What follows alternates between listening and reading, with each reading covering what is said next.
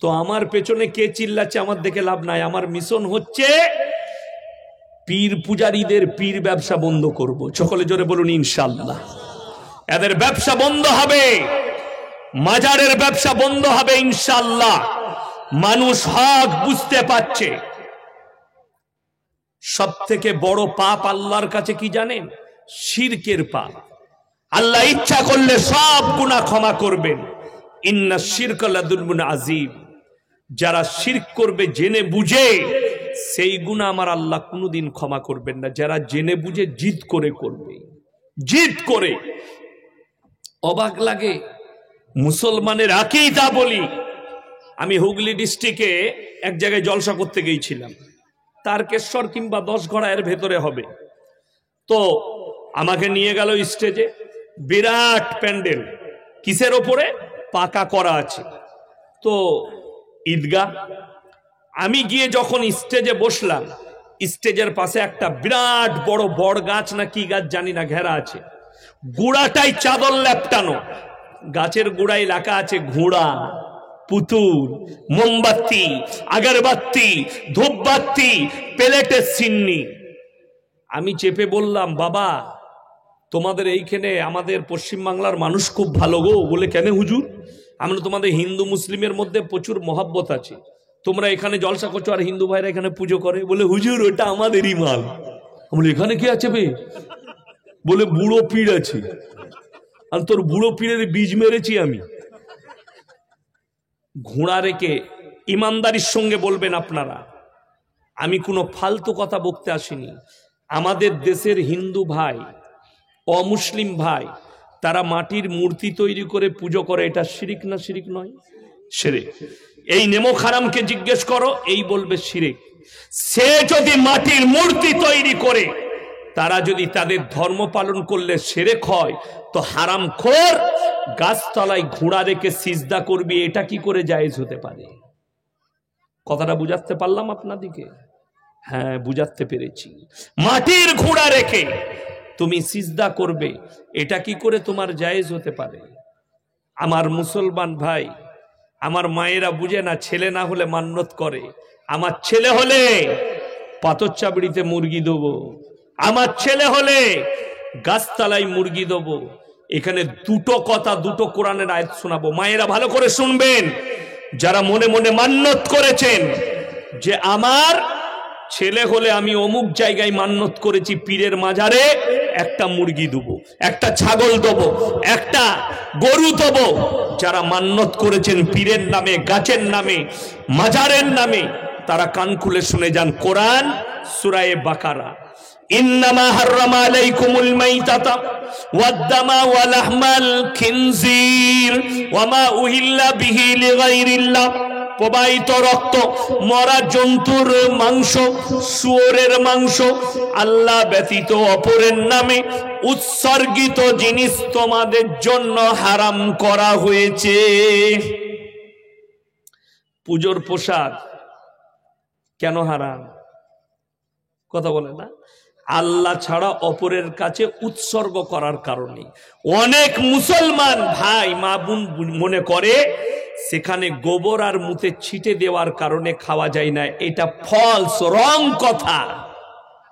যদি ওপরের মালগুলোই গোবর আর মুদ লাগে, তাহলে ওপরটা ফেলে দিলে তলার মালটা খাওয়া যাবে তো।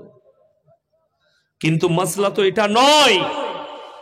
ফতোয়া কোরআনের এটা, আল্লাহ ব্যতীত অপরের নামে উৎসর্গ করার জন্যে হারাম করা হয়েছে। আগে চলুন পরের আয়াতটাই, ফামানি তুররা গায়রা বাগিন ওয়ালা আদিন ফালা ইসমা আলাই ইন্নাল্লাহা গফুরুর রহিম। আল্লাহ কোরআন এখানে মারাত্মক একটা উপদেশ প্রদান করলেন। সেই উপদেশটা কি জানেন আপনি? ফামানি তুররা গায়রা বাগিন, বাগিন মানে হচ্ছে ক্ষতিগ্রস্ত হওয়া। এমন জায়গায় পৌঁছে গেছেন সেখানে কোন রকমের কোনো খাবার নাই, আপনাকে না খেলে আপনি মারা যাবেন। আর জান বাঁচানো কি সকলে বলুন? ফরজ। আপনাকে খেতে হবে। দুটো প্লেটে, কটা প্লেটে বললাম? দুটো, ভালো করে শুনবেন। দুটো প্লেটে রাখা আছে, একটা প্লেটে শুয়োরের মাংস, একটা প্লেটে মাজারের পড়া মুরগির মাংস। মুহাদ্দিসিনরা আর মুহাক্কিকিনরা, উলামায়ে দ্বীনরা বলছেন, ইসলামের বিশারদরা বলছেন, তুমি 2 পিস শুয়োরের মাংস খাবে, কিন্তু মাজারের পড়া ওই মুরগির মাংস খেও না। কথাটা বুঝাতে পারলাম? আপনার শুনতে খারাপ লাগবে যে হুজুর শুয়োরেরটা খাবো কিন্তু এটা খাবো না। আল্লাহ ব্যতীত অপরের নামে উৎসর্গ করার কারণে এই জিনিসটা শুয়োরের থেকেও বড় হারাম হয়ে গেছে, তোমার জানা নেই। ওই জন্যে মুহাদ্দিসিন আলেম উলামাদের কাছে যেতে হবে, আপনাকে তাফসীর পড়তে হবে, ব্যাখ্যা বিশ্লেষণ পড়তে হবে। যাদের বাড়িতে মানে কোরআন আছে খুলবেন, পেয়ে যাবেন। আমার মায়েরা যারা মাজারে গিয়ে ছেলে চাও, মাজারে গিয়ে পয়সা চাই, মাজারে গিয়ে বরকত চাই, গাছতলায় গিয়ে বরকত চাই, তারা শুনেলেন 17 পারা, কত পারা বললাম? 17 পারা, একবারই শেষ পৃষ্ঠা, শেষ রুকু, শেষ রুকুর প্রথম আয়াত, ইয়া আইয়ুহান নাসু যুরিবা মাসালুন ফাসতামিউ লাহু ইন্নাল্লাযীনা তাদউনা মিন দুনিল্লাহি লা ইয়াখলুকু দুবাবান ওয়ালা বিসতামাউ লাহু ওয়া ইয়াসলুবুহুমুদ দুবাবু শাইয়ান লা ইয়াস্তানকিদুহু মিন। হে নবী বলে দাও, তোমরা যাদের কাছে ভালো মন্দ চাও তাদেরকে একবার জিজ্ঞেস করে দেখো, তারা একটা মাছি পর্যন্ত সৃষ্টি করতে পারে না। মাছি সৃষ্টি তো দূরের কথা, মাছি যদি তাদের কাছ থেকে কোনো জিনিস ছিনিয়ে নিয়ে যায়, সেটা উদ্ধার করার মতো ক্ষমতা নেই। আজকে কষ্টটা, বুকের ব্যথাটা আমাদের কোথায় জানেন?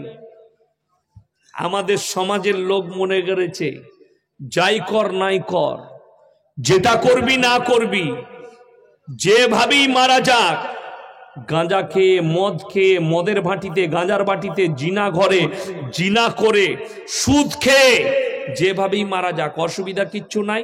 40 দিনে মিলাদ দিবি, জান্নাত রেডি। হুজুররা দোয়া করবে, তোর হুজুরেরও বীজ মারবে আর তোরও বীজ মারবে। আমি একটা জলসাই বলেছি, আজকে আবার বলে যাচ্ছি।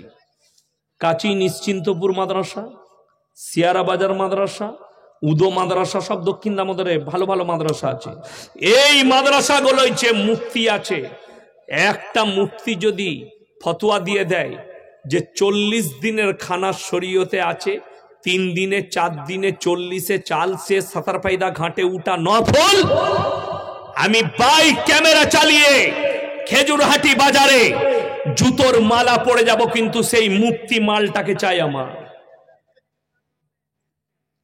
আমি চ্যালেঞ্জ দিয়ে গেলাম, এখনো যদি কোনো মুফতি থাকে নিয়ে আসুন স্টেজে, যে 40 দিনের খানা জায়েজ আছে। শুনেলেন? যারা মনে করেছেন কোরআন খানি করে জান্নাতে যাব, তালবে ইলমকে দাওয়াত করে আপনি মাদ্রাসায় বলতে পারেন আমার বাপের নামে 1 কোরআন খতম করে দোয়া করে দিবেন, জায়েজ আছে। কিন্তু যদি তার বদলে খাওয়ান, তো কোরআনের বদলে আপনি খাইয়েছেন, এর কোনো অস্তিত্ব হাদিস কোরআনে নেই। আপনারা প্রশ্ন করবেন,